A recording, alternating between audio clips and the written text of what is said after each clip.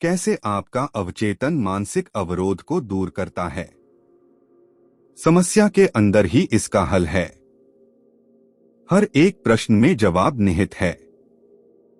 यदि आपके सामने कठिन परिस्थिति है और आप अपना रास्ता साफ तरीके से नहीं देख सकते, तो सबसे सही तरीका होगा इस बात को सोचना कि आपके अंदर के अवचेतन मस्तिष्क को सब पता है। यह सब कुछ देख सकता है, इसके पास जवाब है और इसे यह आपको दिखा रहा है। आपकी नई मानसिक प्रवृत्ति जो रचनात्मक बुद्धिमत्ता ला रही है, उसके पास एक खुशनुमा हल है और आप जवाब पाने में सफल होंगे। निश्चित रहें, क्योंकि मस्तिष्क की इस प्रकार की प्रवृत्ति एक अनुशासन, शांति और आपके सभी उपक्रमों का अर्थ बताएगी। किसी आदत को कैसे रोकें अथवा बनाएं। आपको आपके स्वभाव ने बनाया है।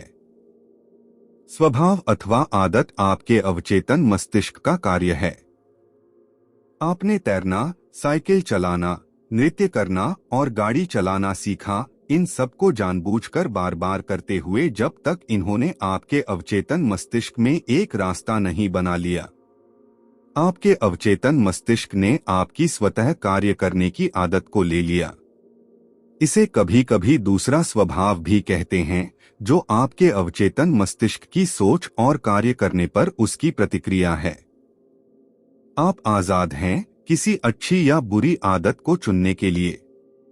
यदि आप किसी नकारात्मक विचार अथवा कार्य को कुछ समय तक करते रहते हैं, तो आप आदतन इसे करने के लिए बाध्य होते हैं। आपके अवचेतन का नियम बाध्यता है। उसने कैसे एक बुरी आदत छोड़ी। मिस्टर जॉन ने मुझसे कहा, पीने की इच्छा मुझे जकड़ लेती है और मैं 2 हफ्ते तक शराब में धुत रहता हूँ। मैं इस भयानक आदत को छोड़ नहीं सकता। समय समय पर इस तरह के अनुभव इस बदनसीब व्यक्ति के साथ होते थे। उसे अत्यधिक पीने की आदत पड़ गई थी। यद्यपि पीने की शुरुआत उसने स्वयं की थी, उसने यह अनुभव करना शुरू किया कि वह इस आदत को बदल सकता था और एक नई आदत बना सकता था। उसने कहा, अपनी दृढ़ इच्छा शक्ति के कारण वह इस आदत को अस्थायी रूप से दबा सका, लेकिन इसे लगातार करने की वजह से मामला और ज्यादा बिगाड़ दिया। उसके असफल प्रयासों ने उसे यकीन दिला दिया कि वह इस तरह की आदत को नियंत्रित करने में बेकार और शक्तिहीन था। शक्तिहीन के विचार ने उसके अवचेतन मस्तिष्क को एक शक्तिशाली सुझाव दिया और इससे उसकी कमजोरी और बढ़ गई, जिसने उसके जीवन की हार का क्रम बना दिया। मैंने उसे सिखाया कि चेतन और अवचेतन मस्तिष्क की कार्यशैली को कैसे सामंजस्य में लाया जाए।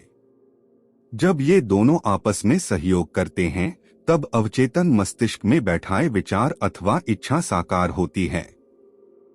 उसके तार्किक मन ने यह स्वीकार किया कि यदि पुरानी कार्यशैली अथवा पुराने तरीके उसे परेशानी में डालते हैं, तो वह जानबूझकर एक आजादी वाला, संयम और मानसिक शांति की ओर ले जाने वाला मार्ग अपना सकता है।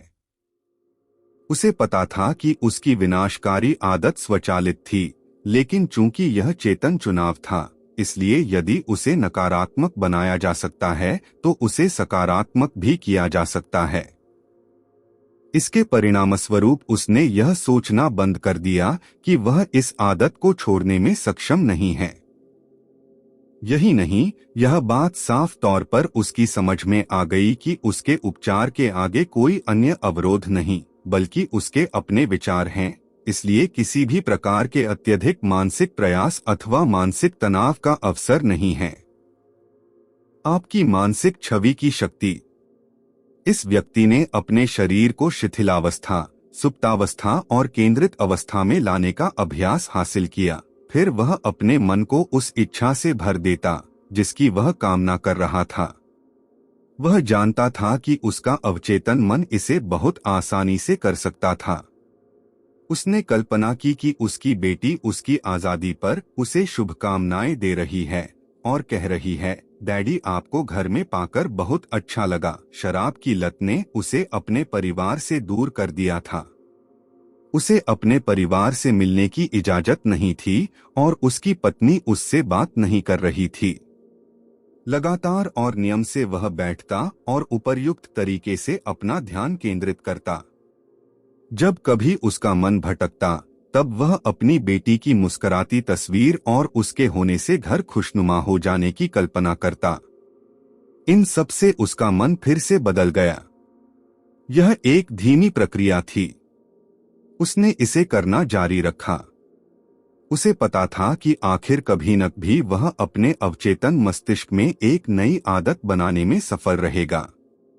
मैंने उसे बताया कि वह अपने चेतन मस्तिष्क को एक कैमरे की तरह बना सकता था और उसका अवचेतन मस्तिष्क उस संवेदनशील प्लेट की तरह है जिसमें उस तस्वीर को गढ़ा और छापा जा सकता था।